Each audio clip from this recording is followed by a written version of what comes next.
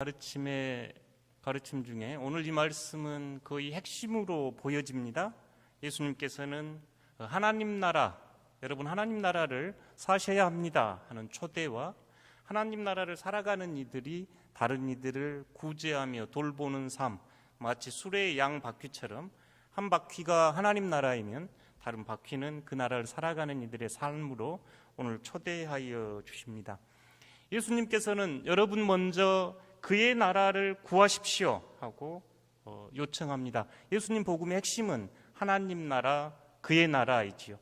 주기도문에서도 아버지의 나라가 오게 하소서 하고 기도합니다. 하나님의 나라는 어떤 나라인가요? 그 나라는 첫 번째 하나님이 계신 나라입니다. 하나님의 나라는 하나님이 계신 나라. 하나님이 계셔서 지난주에 저희가 함께 나눴습니다. 하나님이 실체가 되시고 하나님이 주도하시고 하나님이 공급하시는 그 나라, 그 삶에 흠뻑 젖어 사는 나라가 하나님 나라, 예수님께서 이렇게 말씀하십니다.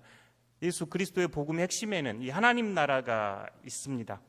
하나님 나라를 살아가는 이들은 하나님을 신뢰하고 하나님을 순종하고 하나님을 가장 우선 두는 삶을 삽니다. 그래서 예수님께서는 무엇보다 하나님의 나라를 구하십시오. 그러면 다른 것들이 따라올 겁니다. 이렇게 말씀합니다. 그런데 예수님께서 32절 보면 적은 무리여 무서워 말라 이렇게 말씀하시네요. 하나님의 나라가 전부입니다. 하나님께서 계시니 하나님을 신뢰하고 하나님을 따라가십시오. 이렇게 초대할지라도 그에 순종하고 응답하는 이들이 예전이나 지금이나 적기에 하나님 나라를 선택하는 것이 두려운 일이기에 무서워하지 말라 하며 예수님께서는 하나님께서 그 나라 여러분에게 주시기를 기뻐하십니다. 이렇게 초대합니다. 우선순위를 정하십시오. 우선순위는 하나님 나라입니다. 그 일이 두려우실지라도 하나님께서 기뻐하시는 일이니 여러분 선택하셔야 합니다. 두 번째 이제 삶의 모습이 33절과 34절인데요. 하나님의 나라를 살아가는 이들은 이런 삶을 삽니다 하면서 예수님께서 우리에게 기억하게 하는 것은 33절 보시면 너희 소유를 팔아 구제하여입니다. 다른 이들에게 자신의 삶을 나누고 베푸는 거죠. 지금 이 앞에 나와 있는 이야기는 한 어리석은 부자가 창고를 크게 짓는 이야기였습니다. 내 곡식을 내 창고에 채워서 내 영혼이 평안하고 먹고 쉬리라 했던 그 모습을 우리에게 떠올리게 하면서 여러분 하나님 나라를 사는 이들은 자신의 것을 더 쌓아두려 하지 않고 자선을 베풀며 나누어주는 이들입니다. 이것이야말로 좀이나 녹이 슬지 않고 다른 이들이 가져갈 수 없는 하늘에 쌓는 배낭 이런 표현을 예수님께서 하시네요. 그러면서 재물이 있는 곳에 마음이 있습니다. 이렇게 예수님이 말씀합니다. 본문은 크게 어렵지 않습니다. 하나님의 나라를 선택하십시오. 그 하나님의 나라를 선택한 이들의 삶은 구제와 나눔에 있습니다. 예수님께서 이렇게 말씀합니다. 오늘 설교 제목을 우선순위 이렇게 잡아보았는데요. 여러분에게 가장 우선되는 게 뭘까요? 그 데일리 카네기라고 하는 그 경영이나 인간 관계에서 개인이나 조직 역량 개발할 때 많이 인용되는 사람 있는데 큰 일을 먼저 하라 작은 일은 저절로 처리될 것이다. 이 표현이 화장실에 제일 많이 붙어있는 글귀랍니다. 설명을 안 해도 큰 일을 하면 작은 일이 해결된다. 화장실에서 한번 실험해 보십시오. 예수님께서 오늘 우리에게 하시고 싶은 이야기는 중요한 일 전체를 먼저 선택하십시오. 그러면 나머지들은 따라올 겁니다. 그런데 저희가 부분을 선택하기에 염려하고 불안해하고 두려워합니다. 저희가 하나님의 나라를 그렇게 선택하고 신뢰하면서 우리가 가진 것 내 것이라 여기지 않고 나눔과 베품의 삶을 살아갈 수 있을까요? 앞에 화면 보시면 질문을 두 개 이렇게 드려보는데 나에게 가장 중요한 것은 저 빈자리에 무엇이라 쓰고 싶으신가요? 나에게 가장 우선되는 것은 무엇이라 쓰고 싶으신가요? 정말 정직하게 마음 깊은 곳에서 여러분 무엇 쓰고 싶으신가요? 나에게 가장 중요한 것은 하나님이다 이렇게 쓰고 싶으신가요? 나에게 가장 중요한 것, 가족, 건강, 재물, 다른 것 채울 수 있겠는가요? 여러분 마음 깊은 곳에서 나에게 가장 중요한 것은 무엇이다 채울 수 있겠는가요? 두 번째 질문, 내 삶에 가장 우선되는 것은 무엇인가요? 저곳에 하나님 나라입니다라고 쓰실 수 있겠는가요? 아닙니다. 내 자존심이 중요하고 내 경험이 중요하고 내 가치관이 중요합니다. 내가 중요합니다라고 쓰시겠는가요? 저희는 첫 번째 질문에 나에게 가장 중요한 것 자리에 하나님이 안 계시고 돈이 됐건 쾌락이 됐건 재물이 됐건 명예가 됐건 그 자리에 하나님이 안 계시고 그 자리에 앉아 있으면 우리가 우상 이렇게 이야기하지요.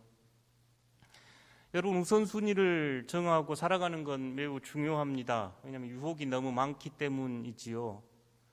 컨닝하는 학생에게 성적이 정직보다 중요하지요. 다른 사람을 뭔가 속여가지고 재물을 취하는 사람에게는 신뢰보다 재물이 중요하다는 증거입니다. 여러분 하나님의 나라가 여러분에게 정말 중요합니까? 하나님 나라가 여러분에게 우선순위가 되는가요? 오늘 복음은 우리에게 묻습니다. 그런데 곰곰이 이 말씀을 묵상해 보면서 저희가 정말 중요한 것, 정말 소중한 것은 일상에서 잘 깨닫지 못했던 것 아닌가 하는 제 스스로 성찰을 좀 해보게 됐습니다. 정말 소중하고 정말 중요한 것, 저희들이 그것을 잃어버릴 때 또는 고통 중에 고난 중에 알게 되고 배우게 된 것이라 하는 생각이 들었습니다. 사실 그런 의미에서 고난이나 고통은 우리에게 너에게 가장 중요한 것이 뭐냐, 너에게 우선되는 것이 뭐냐 묻는 질문 같기도 합니다. 요셉의 삶을 이렇게 돌이켜봐도 그렇습니다. 그가 우물에 팔렸고 그가 애굽의 종으로 팔려갔고 그가 감옥에 갔을 때 그가 선택했던 것은 하나님이었습니다. 예수님의 삶은 보다 확실히 보여주었지요.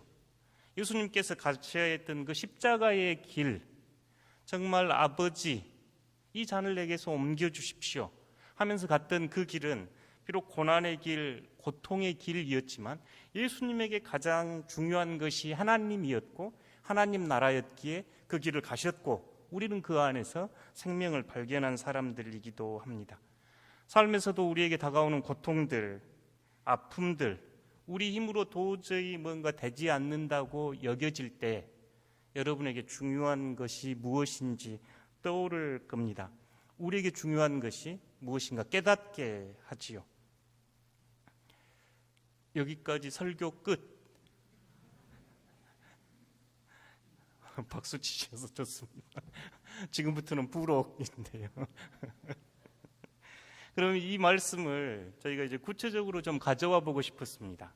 정말 우리 삶에서 하나님이 정말 중요하고 하나님 나라가 중요한 것 어떻게 우리가 체험하면서 살아갈 수 있을까 하면서 요사이 이제 저희 성도들과 제가 가장 많이 드리는 기도 중에 하나가 암에 걸려 있는 지금 항암 중에 있고 또 수술에 치료 중인 저희 성도들 계시지요. 그래서 이 암의 문제를 조금 더 관심을 가져보게 됐습니다. 팀 켈러라고 하는 유명한 신학자가 있습니다. 미국 장로교회 목사님이신데요. 뉴욕 맨하탄은 제가 경험해 보기에 자본주의 심장입니다.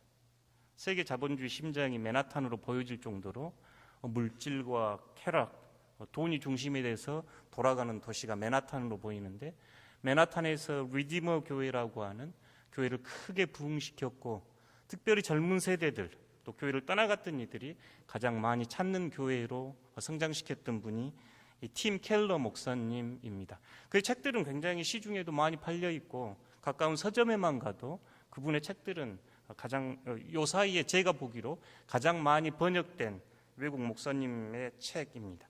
그분은 글을 많이 쓴 저술가이기도 하고 또 목회자이기도 하고 신학자이기도 했지요.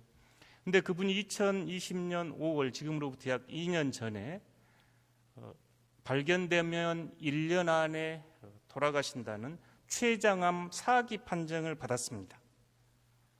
이제 췌장암이 제가 그 다른 암도 하는데 이 췌장암이 늘 좀 머릿속에 기억에 있었던 것은 김남주 시인이라고 해남 출신의 김남주 시인이 췌장암으로 돌아가셨을 때 제가 대학생이었는데 학교에서 그분의 노제를 지냈던 기억이 늘 있어서 췌장암이 굉장히 무서운 암이구나 하고 늘 생각을 했던 암이 췌장암인데 이분이 췌장암에 걸리셔서 그 이후의 이야기입니다. 물론 그 다른 암도 저에게 고통과 두려움을 주죠. 그리고 그 자료들 보니까 1990년대 중반까지만 해도 암 발병 후 생존율이 40% 정도였는데 지금은 약 70%가 넘는다고 합니다. 그리고 저희가 기대수명까지 살면 약 3분의 1은 암을 경험한다고 하네요. 그런 예전처럼 무섭고 두려운 병은 아니고 지금은 치료도 잘 되고 생존율도 높은, 어쩌면 저희가 경험할 수도 있는, 또 주위에서 경험되는 일이기도 합니다. 그런데 이분께서 이 췌장암 4기 판정을 받고 지난 2년간, 물론 지금도 항암 치료 중에 계시는데 그분의 글이, 그분의 인터뷰가 또 그분의 지인들을 통해서 나오는 이야기들을 제가 좀 모아서 교훈을 삼고 싶었습니다. 과연 우리가 하나님이 중요합니다. 하나님의 나라가 무엇인가라고 물을 때 실제로 저희가 삶에서 겪을 수 있는 어떤 이 질병, 건강을 잃어버린 문제 안에서 한번 같이 고민해보고 싶었습니다. 암 진단을 받고 이 팀 켈러 목사님과 사모님은 많이 울었다고 합니다. 눈물 속에서 많은 시간을 보냈다고 하면서 그분은 시편을 인용해서 자신의 감정을 이렇게 표현했는데요. 주님, 왜 멀리 떨어져 계십니까? 오 주님, 일어나십시오. 왜 주무시고 계신가요? 오 주님, 나를 영원히 잊으셨나이까? 진지하게 묻는 질문이었습니다. 그의 외침 속에는, 그가 인용한 시편 속에는 철저하게 하나님 멀리 계신 분, 도저히 용납되지 않는 분이었죠. 이분은 평생 목회자로, 신학자로, 저술가로 살았기에 많은 사람을 면담하면서 암 환우들을 격려했던 사람입니다. 그러면서 한 사람 이야기를 인용하는데요. 암에 걸린 한 사람이 그분을 찾아와서 저는 더 이상 신자가 아닙니다. 믿음은 내게 아무런 힘이 되지 않았습니다. 내게 이런 병을 주는 사랑의 하나님을 나는 더 이상 믿을 수 없습니다 하면서 신앙을 떠났던 한 성도 이야기를 기록하면서 그는 암이 정작 암이 죽인 것은 그녀의 하나님이었다라고 이야기를 인용합니다. 그러니까 자신 안에 심각한 질문 이렇게 하게 됐던 거죠. 그러면서 몇 가지 이야기를 제가 정리를 해보는데, 첫 번째, 저희가 고통과 고난을 만났을 때 신앙이 자동적인 위안이 되지는 않는다. 그러니까 지금 저희가 하나님이 전부입니다, 하나님의 나라가 나에게 가장 중요합니다 여길지라도 고통이나 고난이나 예측할 수 없는 인생의 문제를 만났을 때 신앙이 자동적으로 위안이 되지 않습니다. 팀 켈러 목사님은 고백합니다. 내가 가장 먼저 배운 것 중 하나는 위기를 만났을 때 신앙이 자동적인 위안을 제공하는 것이 아니라는 사실입니다. 내가 하나님을 믿고 하나님의 사랑 안에서 와서 사랑 안에 살다가 내가 죽어도 하나님께 갈 것이라고 하는 그 믿음이 위로가 되지 않았습니다. 능력이 되지 않았습니다라고 고백하면서 심리적으로 거부감이 일어났다고 고백합니다. 뭐라고 말도 안 돼. 난 죽을 수 없어. 이건 다른 사람한테나 생기는 일이지 내 일이 아니야 하고 스스로 소리쳤다고 합니다. 그러면서 자신이 진지하게 자신의 내면을 움직이는 힘, 작동 원리가 무엇인지 스스로 묻고 성찰하는 시간을 갖습니다. 내가 정말 하나님이 중요하고 하나님의 나라를 산다고 이렇게 선포하고 살았는데 자신 안에 있는 것은 어쩌면, 그의 고백은 이렇습니다. 행여 무의식적으로나마 내가 하나님을 위해서 사는 게 아니라 하나님이 나를 위해 존재해야 한다는 가정에 빠져 있었던 것 아닐까? 그러니까 하나님이 나를 위해 존재한다고 여기며 살았던 것 아닐까? 그래서 삶은 다 내 중심으로 돌아가야 하고 이 세상에 어떠해야 한다는 것에 대해서도 하나님보다 내가 더 잘 알고 있다고 생각한 것 아닐까? 이렇게 묻는 겁니다. 지금까지 내가 하나님을 위해서 일했습니다 이렇게 고백했는데 인생의 고통 앞에, 고난 앞에 보니까 하나님이 나를 위해 존재하셨고 내 건강 포함해서 세상이 돌아가는 모든 문제에 하나님보다 내가 더 잘 알고 있다고 여기고 있는 것 아닐까? 스스로 진지하게 묻고 그 질문에 그렇다라고 대답을 했습니다. 위기와 고난을 만났을 때 신앙이 자동적으로 위로가 되지 않고 위안이 되지 않는다는 정직한 고백과 함께 그 고백 안에서 자신의 신앙을 진지하게 묻게 됩니다. 정말 내 안에 내가 하나님보다 앞서고 있지 않는가, 내가 하나님을 신뢰하는가 이렇게 물으며 변화와 성숙의 계기로 삼았습니다. 두 번째, 그분은 고통은 하나님을 생생하게 체험하는 장이 됐습니다라고 고백합니다. 그는 암투병 중에 하나님을 발견하면서 하나님의 뜻을 물으면서 아버지의 뜻이, 당신의 뜻이 내게 이루어지다라고 고백합니다. 그러면서 그는 스스로 그 고백이 너무나 고통스럽고 쉽지 않았습니다. 나에게 아버지의 뜻을 드러내 주십시오 이렇게 고백하는 게 쉽지 않았는데 그럼에도 영적인 차원에서, 심오한 차원에서 해방감을 주었다고 고백합니다. 그러면서 이분이 인용하는 분이 토마스 아퀴나스라고 하는 대신학자입니다.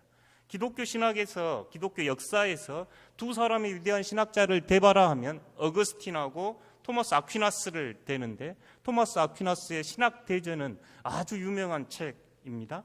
그런데 신학대전이 제3부에서 마침표를 못 찍고 끝내버리는데 어느 날 토마스 아퀴나스가 예배를 드리면서 강력한 하나님 임재 체험을 합니다. 그리고 그 이후에 저술과 강연, 절필을 해버리고 책을 더 이상 쓰지 않습니다. 예배 중에 하나님을 깊이 체험하며 평생 글을 쓰고 가장 위대한 신학자로 여겨졌던 그가 더 이상 말을 하지 않고 더 이상 글을 쓰지 않자 그의 친한 동료가 묻습니다. 너 도대체 뭔 일 있냐? 왜 글을 쓰지 않나? 이럴 때 그가 했던 말은 나는 더 이상 쓸 수가 없네. 내가 이제껏 쓴 것들은 내가 보았고 나에게 계시된 것에 비긴다면 한낱 지푸라기처럼 느껴질 뿐이야. 자신이 평생 두꺼운 신학책을 쓰고 강연을 했던 일이 예배 중에 강력하게 체험했던 하나님 체험에 비교하니까 아주 작은 보잘것없는 지푸라기 하나처럼 여겨졌기에 이제 내가 더 이상 하나님에 대하여 글을 쓸 수 없다고 고백했던 토마스 아퀴나스입니다. 토마스 아퀴나스는 신학을 부정하려고 했던 이야기는 아닙니다. 그가 하고 싶었던 이야기는 하나님 체험이 이렇게 생생하고 강력했습니다 하는 이야기를 하고 싶었거든요. 팀 켈러가 이 토마스 아퀴나스를 인용합니다. 평생 수많은 저술과 책을 쓰면서 강연을 했던 이분이 토마스 아퀴나스가 그 예배 중에 강력하게 경험했던 그 하나님 체험, 내가 이 암 투병 중에 경험했습니다. 그 이야기를 하고 싶어 했습니다. 그래서 그분은 이렇게 이야기합니다. 팀 켈러는 몇 달 동안 하나님에 대한 체험이 황홀했다고 주장할 수는 없었지만 그럼에도 과거와 비교할 때 분명히 더 깊고 더 달콤했다. 그렇게 아픔과 고통 속에서 하나님을 깊이 체험하면서 고통은 하나님 체험의 장이 됐다고 고백합니다. 세 번째, 그는 이 투병과 질병을 통해서 인생이 변화되고 기쁨이 바뀝니다. 그분은 눈물, 두려움의 시간을 보낸 후에 하나님의 뜻이 나에게 이루어지기를 바랍니다 고백하면서 자신에게 일어난 변화를 두 단어로 기쁨과 두려움 이렇게 이야기하는데요. 그는 아주 단순한 것, 사소한 것에서 기쁨을 누리기 시작했습니다. 물 위에 비친 태양들, 꽃병 속에 있는 꽃, 그리고 서로 함께 만나서 이야기 나누고 서로 안고 대화하는 것들, 그 것들이 큰 기쁨을 준다는 사실에 많이 놀랐다고 이야기를 합니다. 그 전에는 사소해 보였던 것, 그 어려운 맨하탄에서 큰 교회로 부흥시켰던 것이 그에게 기쁨이 아니라 일상 안에서 맛보는 사소한 것들, 작은 꽃 한 송이, 서로 나누는 대화가 참된 기쁨이었다고 고백하면서 이런 변화가 단 하룻밤에 일어난 혁명이 아닙니다. 팀 켈러의 이야기입니다. 하나님의 실체가 내 마음을 더 많이 채울수록 비록 느리고 고통스럽고 또 많은 눈물이 따라왔지만 이 세상에서 누리는 가장 단순한 기쁨이 내 하루하루를 채우는 행복의 원천이 되어갔습니다. 일상에서 함께 마주보고 웃고 대화하는 이 주어진 삶이 참된 행복이었다고 이야기하면서 팀 켈러는 자신의 고백을 이것이 내가 하나님 나라의 마음을 가지게 되었다고 표현할 수밖에 없습니다. 하나님이 주신 선물이라 여길 수밖에 없습니다라고 일상의 신비를 고백합니다. 깊은 하나님 체험 후에 고통의 장을 지나고 있는 동안 모든 순간이 하나님의 은총이라 고백합니다. 네 번째는 신앙의 양면성에 있어 감사하는 모습입니다. 팀 켈러는 투병 중에 이렇게 고백을 합니다. 나는 진심으로 내 인생에서 지금처럼 행복했던 적은 없었고 지금처럼 하루하루가 위로로 가득했던 날도 없다고 말할 수 있습니다. 그렇지만 또한 동시에 요즘처럼 슬픔에 가득한 날을 보낸 적도 없습니다. 동의가 됩니다. 하나님이 모든 순간을 통해서 자신에게 보여주시는 그 놀라운 은총이 너무너무 감사하면서도 순간순간 다가오는 두려움과 슬픔, 밀려올 때 그 사람은 정직하게 이렇게 슬픈 날도 없습니다.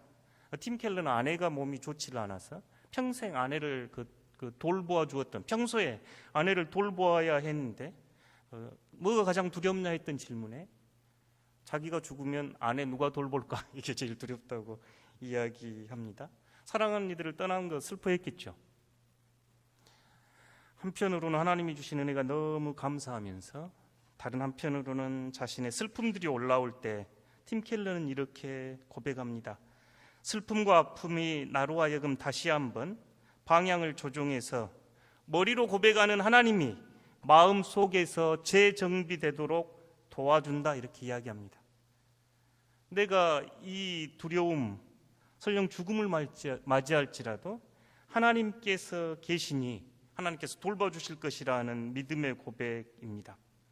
마지막으로 그는 하나님의 뜻은 항상 완전하다고 고백합니다. 팀 켈러는 암 진단 이전으로 돌아가겠느냐라고 물으면 자신은 돌아가고 싶지 않을 정도로 영적 진보에 엄청난 유익이 있었다고 이야기합니다. 나는 다시 아프기 전으로 돌아가고 싶지 않습니다. 그분은 우리 모두는 하나님을 의지해야 한다고 말은 하지만 실제로는 우리 뜻대로 살아가고 있습니다라고 이야기합니다. 우리가 그러지 않는가요? 실제로 제가 하나님을 의지합니다. 하나님이 나에게 가장 중요합니다 하면서 실제로 여러분의 모습은 어떤가요? 하나님을 의지한다고 말하지만 우리가 그것을 해결해 보려고 하는 우리들의 모습입니다. 하나님께서 우리를 치유하시고 돌보실 걸 믿음에도 불구하고 우리의 믿음이 우리의 능력을 넘어설 때 그 믿음을 받아들이기 어렵습니다. 그런데 팀 켈러는 놀랍게도 사람들이 하나님이 진짜 계시다, 하나님으로 충분하다 인정하는 것은 대개 고통의 순간이라며 오히려 그 어느 때보다 더 행복하다고 이야기합니다.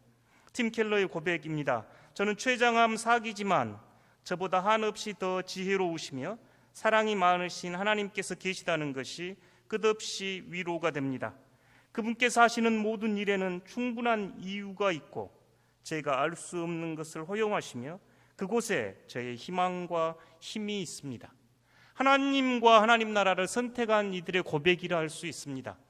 자신의 고통을 겨누기 어려운 이 암의 고통 앞에서도 내가 하나님의 뜻을 지금 명확히 알 수는 없지만 하나님의 뜻은 완전하기에 저는 하나님을 신뢰합니다. 제가 왜 이 과정을 겪어야 하는지 알 수 없지만 모든 일에는 충분한 이유가 있고 하나님께서 계시기에 제가 희망이 있습니다라고 고백합니다. 이 말씀을 읽으면서 예수님께서 오늘 하셨던 말씀, 적은 무리여 두려워하지 말라, 하나님께서 그 나라 주기를 기뻐하신다 하는 말씀과 오버랩이 됐습니다. 팀 켈러가 투병 중에 했던 3가지 영성 훈련이 있었는데요, 여러분에게도 유익하겠다 싶어 잠깐 소개하겠습니다. 첫 번째, 그는 시편으로 드리는 기도였습니다. 내가 만든 하나님이 아니라 말씀 안에서 드러난 하나님을 이해하기 위해서 그는 시편을 읽고 묵상하면서 시편의 고백과 함께 기도를 했습니다. 두 번째, 그는 암에 대하여 묵상하지 않고 하나님의 말씀을 묵상하면서 자신의 영혼에게 선포했다고 이야기합니다. 얼마나 두려움과 걱정 밀려올 때 그것에 대해서 염려하고 두려워하고 귀를 기울이기보다 하나님의 말씀을 읽고 자신의 영혼에 선포했다고 이야기합니다. 한국교회를 대표했던 김동호 목사님도 암을 지나가시면서 쓴 글에서 보니까 의학은 사람의 몸을 치유하지만 마음을 지키는 것은 믿음이라는 것을 알았습니다 하면서 그는 하루 종일 암을 묵상하지 말고 할 수 있는 대로 최선을 다하여 하나님을 묵상하고 하나님의 말씀을 묵상하며 시간과 마음을 지켜야 되겠다 생각했습니다라고 고백하는 것을 읽었습니다. 의학은 저의 몸을 지켜주고 돌봐주지만 말씀은 여러분의 마음을 지켜줍니다. 세 번째, 팀 켈러 목사님이 하셨던 훈련은 예수님의 사랑과 죽음, 부활이 자신에게 소망이 된 것을 고백하는 모습입니다. 오늘 밤 잠이 들고 내일 아침 당신의 은혜로 인해 눈을 뜰 때 내게 기쁨을 주는 생생한 사실에 사로잡히게 하소서. 그 어떤 일이 생기더라도 주 예수 그리스도가 나를 위하여 죽으셨고 또 나의 의를 위해 다시 부활하셨기에 내게도 최종적인 부활이 임할 것을 알기 때문입니다.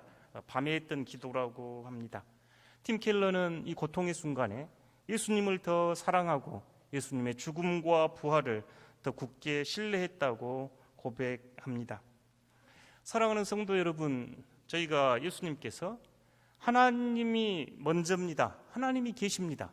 그러니 여러분 하나님 나라를 선택하셔야 합니다. 이 문제는 저희가 실상 삶에서는 매우 어려운 과제이죠. 고통과 아픔의 순간에 그때 우리의 중심에 하나님이 계시니 지금 내가 이 순간 다 이해할 수 없을지라도 하나님을 신뢰합니다. 하나님은 실체가 되시고 하나님은 내 삶의 주도권을 가지고 계시고 나에게 공급자가 되어 주십니다라는 고백이 하나님 나라를 선택한 이들의 고백이라 보여집니다. 말씀을 마무리하면서 두 가지 권면을 드리고 싶습니다. 먼저 고통과 아픔 중에 또 투병 중에 계신 성도 여러분, 몸은 병원에서 의학이 고칠지라도 마음은 하나님께서 고쳐주십니다. 그러니 암에 대하여 묵상하지 말고 하나님을 묵상하고 하나님의 사랑을, 하나님의 나라를 묵상하는 여러분 되기를 소망합니다. 팀 켈러 목사님처럼 지금은 고통스럽지만 여러분 또한 하나님이 나와 함께 계시고 하나님을 신뢰합니다 고백하는 여러분들 되시기를 소망합니다. 둘째, 성도들에게 권면합니다. 저희가 이 고통을 겪지 않고 이 삶을 배우면 참 지혜롭겠다 싶습니다. 여전히 재산이 더 중요하고 사회적 지위와 쾌락이 우리의 우선순위에 있는가요? 오늘 말씀은 자신의 창고를 짓지 말고 다른 이들을 위하여 구제하라 합니다. 그런데 우리가 복음에 관심을 갖지 않고 내 창고를 더 짓고 살아간다면 이 사회에는 더 많은 교도소, 더 많은 정신병원, 더 많은 군대와 경찰이 필요할 겁니다. 주님께서는 하나님 나라를 선택한 이들은 베품과 나눔의 삶이라 우리를 초대합니다. 그곳에 치유의 능력이 있습니다. 저는 저희가 이 고통 겪지 않고 이 단순한 복음의 진리를 깨우치고 살아가면 참 좋겠다 싶습니다. 고난의 강, 아픔의 강을 건널 때 우리가 하나님을 잘 배우듯이 일상 하루하루를 살아가면서 하나님이 실체가 되시고 하나님이 주인 되시고 하나님 나라를 사는 것이 진정한 행복이라고 고백하는 여러분 될 수 있기를 소망합니다. 다시 한번 누가복음 12장 31절에서 34절 내게 주신 말씀으로 고백하며 함께 읽겠습니다. 다만 너희는 그의 나라와 나라를 구하라. 그리하면 이런 것들을 너에게 더하시리라. 적은 무리여 무서워 말라. 너희 아버지께서 그 나라를 너희에게 주시기를 기뻐하시느니라. 너희 소유를 팔아 구제하여 낡아지지 아니하는 배낭을 만들라. 곧 하늘에 둔 바 다함이 없는 보물이니 거기는 도둑도 가까이 하는 일이 없고 좀도 먹는 일이 없느니라. 너희 보물이 있는 곳에는 너희 마음도 있으리라. 아멘. 함께 결단의 기도하겠습니다.